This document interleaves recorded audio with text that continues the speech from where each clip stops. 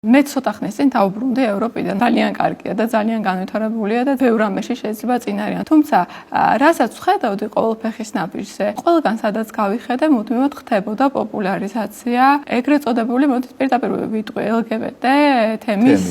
ყველგან დროშა გადმოფენილი, ეს ყველაფერი ღია, მაღაზიაში შედიხარ, იქაც ეს დროშა გვხდება, ქუჩაშიც ეს დროშა გვხდება, ხალხი ხო გვხდება და გვხდება. გასაგებია ყველამ ვიცით, რომ ესეთი ადამიანები არსებობენ. თუმცა, ასეთი მასშტაბური პოპულარიზაციის ფონზე და პროპაგანდის ფონზე. იყო ჩემთვის ერთგვარი შემაშინებელი ფაქტორი, იმიტომ რომ ვიყავი ჩემი 10 წლის შულთან ერთად და თითქოს ეს არ აუშავს, ეს ცოდვა არ არის და ეს ჩვეულებრივი რეალობა, რომელიც დღეს 21 საუკუნეში დადგა.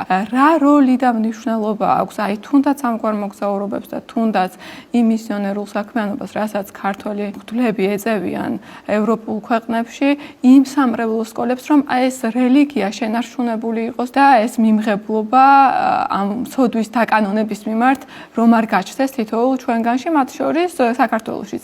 აი, როგორი ტიპის მუშაობაა საჭირო, თქვენ როგორ უყურებთ ამ საკითხს? მინდა გითხრათ, რომ ეს მართლა თვალშისაცემი არის, რომ ყველა სახელმწიფო დაწესებულება იქნება თუ რაღაცა ქუჩის გადასასვლელი, ყველაფერი ამ დროშებით არის მოფენილი, რომელიც მიითვისეს ეს მინდა გითხრათ და ნამდვილად თავიდან არ ქონდა მას ეს შინაარსი, რა შინაარსაც ეხლა დებენ ამ დროშის ფერებში და ყველგან თითქმის რაღაცნაირად ხაზგასმულია ის, რომ ესე იგი მათ აქვს სრული თავისუფლება. არის ქვეყნები, რომლებმაც ოფიციალურად დააკანონა ერთსქესიანთა ქორწინება, მათ შორის ევროპის რამდენიმე ქვეყანამ, ამერიკის შეერთებულმა შტატებმა, მაგრამ ჩვენი აქედან წასული ქართველებისთვის რა გვაქვს თავარი სათქმელი, რა შეიძლება მაგალითად დავუდოთ მათ და უთხრათ, რომ ეს არის ახლა რაღაცა დღევანდელ დღეს განსაკუთრებულად პოპულარული რაღაცა ვირუსივით გავრცელებული თემა, რომ აი თურმე როგორი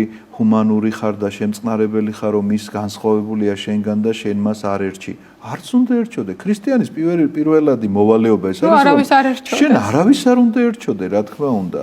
შენ უნდა შეგეძლო საკუთარი თავის დაცვა. გულისხმობ იმას, რომ ყველაშია რაღაცა მიდრეკილება, მეც ვებრძვი რაღაცა მანკიერებებს, მადლობა ღმერთს, არა მაქვს მსგავსი ეხლა რომ რასაც თქვათ იმ ადამიანებში გულისხმობთ ეხლა, მაგრამ რაღაცა სხვა მანკიერება ხომ აქვს, რაღაცა მიდრეკილება. ამას თუ არ შეებრძოლები, ამის წინააღმდეგ თუ არ აისხავ რაღაცა თოფსა და იარაღს, მაშინ რა ადამიანი ხარ შენ? ამიტომაც სადაც ცხოვრობ ამას მნიშვნელობა არ აქვს, იმიტომ რომ ლოთი სოდომში ცხოვრობდა.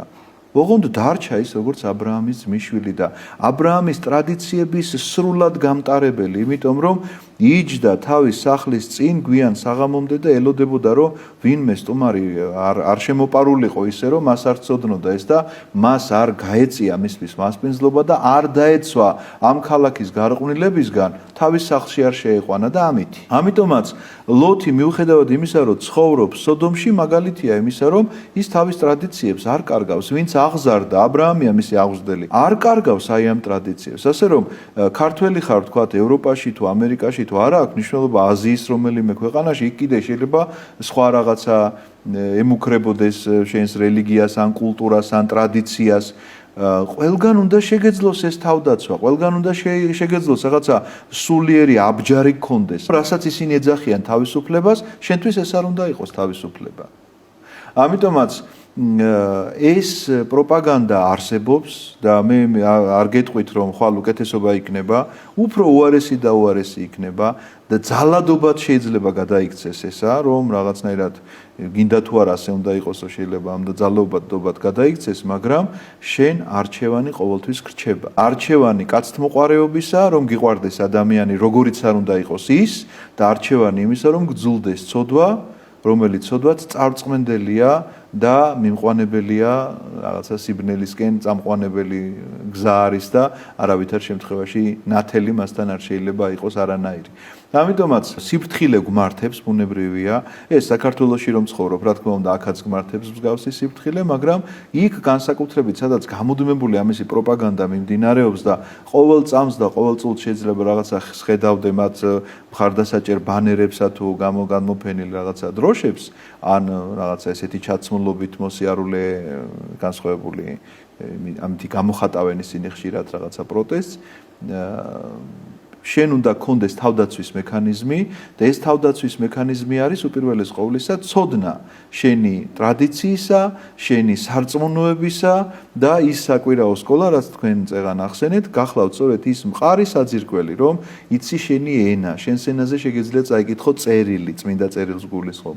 შენს ენაზე შეგიძლია კომუნიკაცია გქონდეს ადამიანებთან, მოძღვართან, აღსარებას ამბობდე და ეზიარებოდე და აი ესეთი უდიდესი მნიშვნელობა აქვს მოკლედ ჩვენ სამრევლოებს და ეკლესიებს და მოძღვრებს დასავლეთ ევროპაში განსაკუთრებით და საზღვარგარეთ ცხოვრებ ქართველთათვის.